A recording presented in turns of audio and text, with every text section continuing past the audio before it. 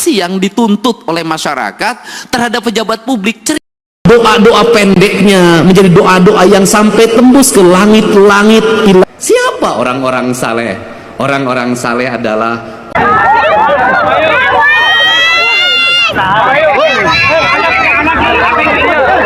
Assalamualaikum warahmatullahi wabarakatuh. Bapak Ibu, pidato Kang Deddy Mulyadi mengaji di depan para gubernur dan ribuan menteri. Yang merara Prabowo pasti terkejut mendengarkan pidato ini. Berani sekali teman-teman Kang Deddy bicara ini, sindir di depan ribuan menteri dan para gubernur. Gila Kang Deddy ini, berani sekali teman-teman.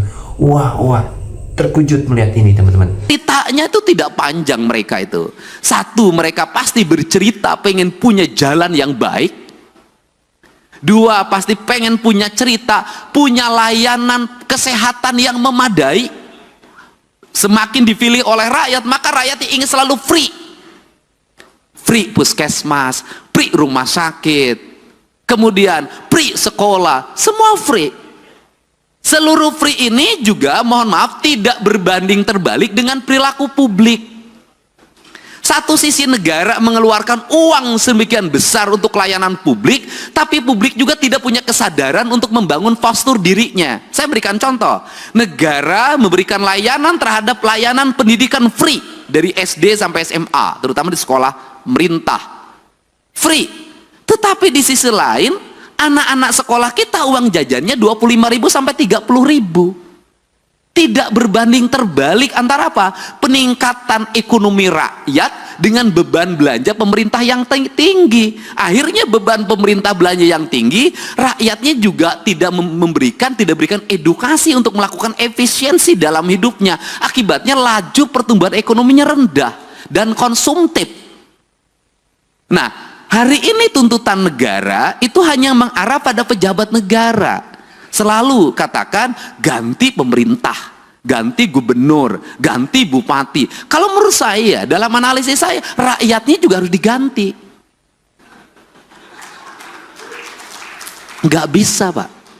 Model pendekatan warga seperti hari ini, apalagi model pendekatan media sosial yang saya jalani dan saya lihat, nggak bisa jadi pemimpinnya kalau tidak memiliki tangan besi. Publiknya juga harus diedukasi. Bukan hanya pejabat publiknya, bukan hanya anggota DPR-nya, publiknya harus diedukasi. Saya berikan contoh, misalnya pelaporan ke KPK. Saya sampaikan ke Pak Direktur, apakah murni didasarkan pada orang yang konsen pada korupsi? Tidak. Kebanyakan orang yang tidak terpuaskan, kalah tender, lapor KPK. Kalau menang nggak lapor. Anaknya tidak diterima di SMA negeri, pakai kata belece, langsung besoknya bongkar korupsi kepala sekolah. Nah, hari ini saya sampaikan ke Pak Direktur, korupsi bisa terjadi di desa. Kenapa? Setiap hari kepala desa didatangin orang yang mengaku ormas, orang yang mengaku LSM, orang yang mengaku wartawan. Itu sekali datang 10 orang, cepet itu dikasihnya, 1 juta tuh kepala desa sehari. Kemudian di kabupaten, kalau bupati, wali kotanya nggak tahan, pasti banyak orang yang mengaku A, mengaku B, itu melakukan tekanan dan nyari salah. Kemudian setelah itu dia bergaining, dapat jatah di kerjasama A, kerjasama B, kerjasama C. Nah, ini yang jadi problem adalah Pak Direktur, gubernurnya punya daya tahan, misalnya para bupatinya punya daya tahan, tapi kepala SKPD-nya itu belum tentu punya daya tahan. Kenapa? Gubernur enak, SKPD-nya tinggi Pak, jauh jaraknya ke masyarakat. Kalau bupati wali kota itu dekat ke tetangganya, didatengin tiap hari, pusing, akhirnya dilayanin.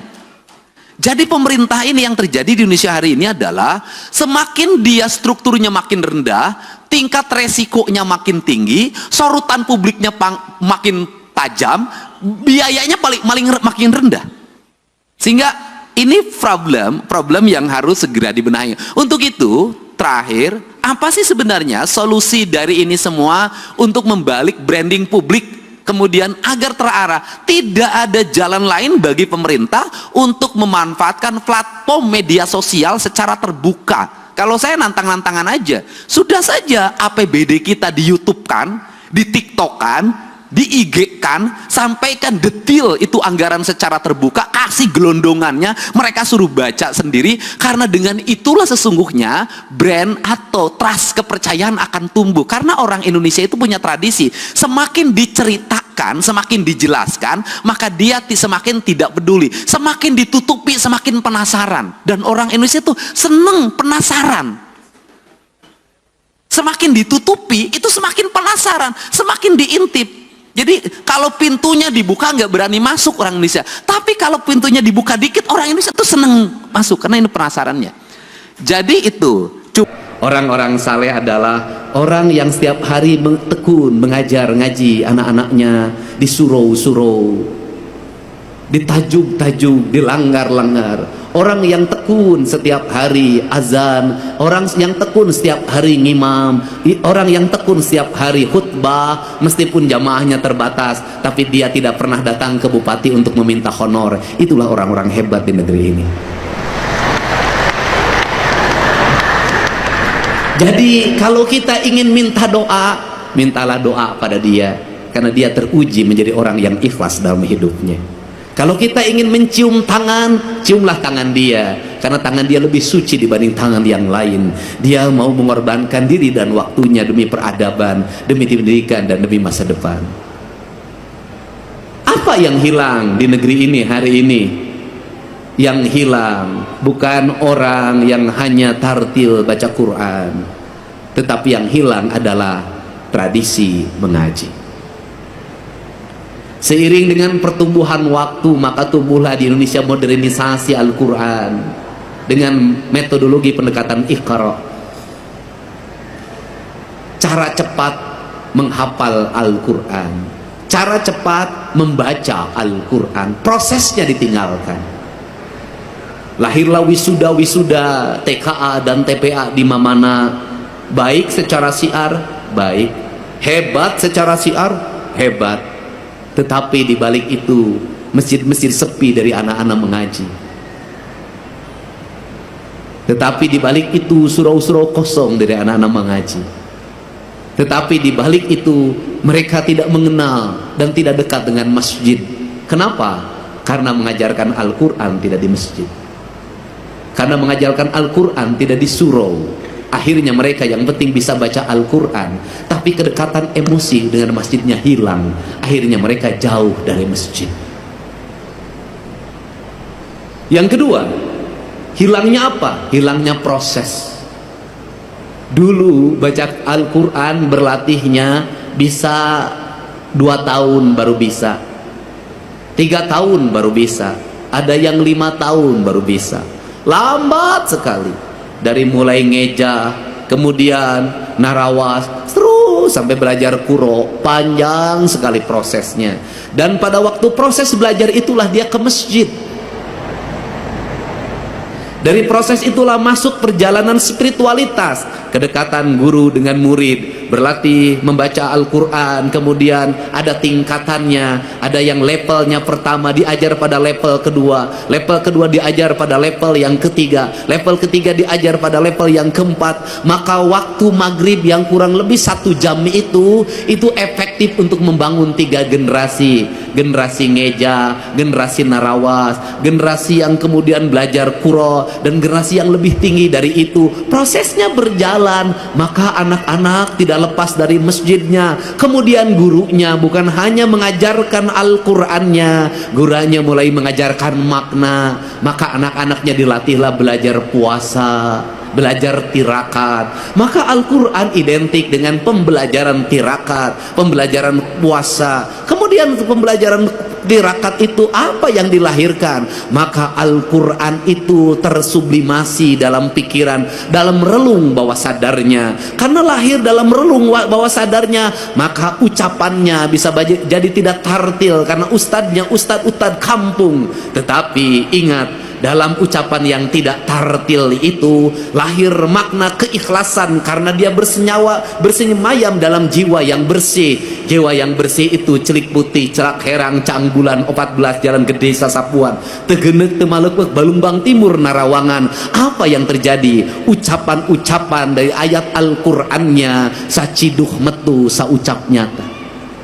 Maka doa-doa pendeknya menjadi doa-doa yang sampai tembus ke langit-langit ilahiyah. Doa-doa pendeknya menembus batas, menembus pandang. Maka lahirlah anak-anak yang bercahaya. Karena lahirlah anak-anak bercahaya, maka anak itu tumbuh menjadi para pemimpin, tumbuh menjadi kaum-kaum pergerakan, tumbuh menjadi kaum-kaum perubahan. Maka ucapan-ucapan Allahu Akbar yang lahir dari surau-surau kecil itu melahirkan ucapan kebangsaan yang memerdekakan perbudakan, memerdekakan ketertinggalan, menjadi spirit dalam sebuah perubahan tanpa biaya apapun dalam kehidupannya.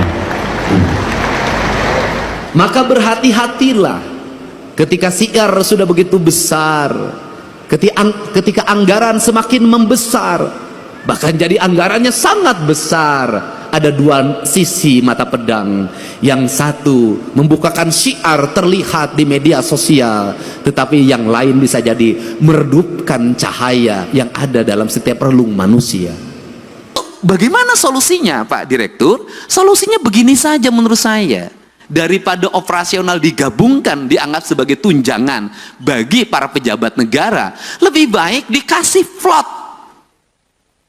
Dari total APBD yang dimiliki, berapa plot yang plot yang disiapkan oleh pemerintah dalam bentuk nilai, misalnya gubernur itu misalnya taruhlah 5 miliar atau 10 miliar, yang itu bisa didisposisi untuk menyelesaikan problem-problem sosial secara langsung agar dia bisa eksekusi.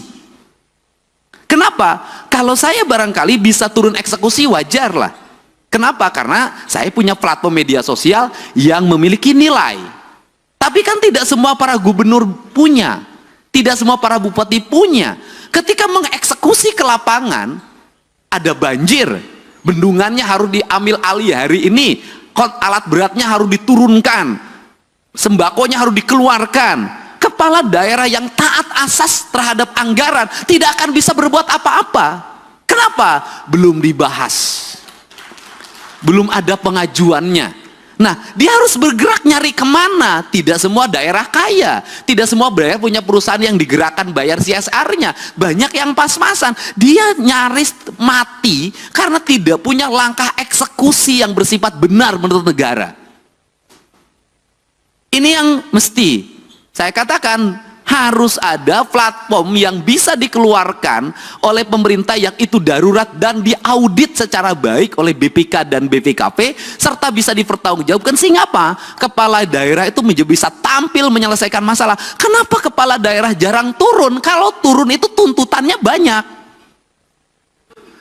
Kalau nengok banjir nggak cukup di banjir, sembakonya, penanganan mesinnya, segala macam. Nah, kepala daerah yang tidak siap dengan fiskal tunai itu nggak mungkin. Yang kemarin aja belum balik, apa harus keluar lagi? Kan itu loh.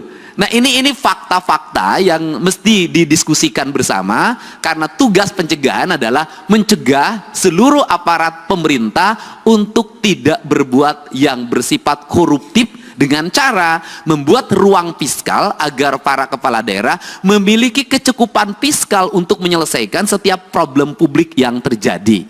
Barangkali itu pengantar dari saya. Semoga pertemuan ini menjadi pengantar dan pencerahan, dan kita menginginkan tidak ada satupun orang menjadi pejabat negara ingin dipanggil oleh direktur penyidikan. Tidak ada. Semuanya ingin diundang oleh direktur pencegahan. Enaknya direktur pencegahan tuh bisa senyum-senyum, bisa pegang-pegang, bisa peluk-peluk. Kalau Pak Ujang direktur penyidikan nggak akan sebaik ini. Gitu loh. Untuk itu saya ucapkan terima kasih. Saya mohon maaf yang sebesar-besarnya. Mudah-mudahan platform media sosial kita sekali lagi bisa dimanfaatkan untuk menampilkan seluruh anggaran publik kita secara baik, dan rakyat bisa mengakses dan membacanya detail anggaran itu. Itulah cara transparansi. Dan yang kedua adalah seluruh belanja harus terarah bagi kepentingan belanja publik. Dan yang ketiga adalah sudah semestinya kita membicarakan bahwa aparatur harus efektif dalam melakukan pengelolaan keuangan, jumlah pegawai juga harus efektif. Dan yang terakhir Pak Direktur, hari ini tuntutan kita di daerah itu ada yang mempusingkan, jumlah guru yang pensiun banyak, tidak semuanya masuk P3K.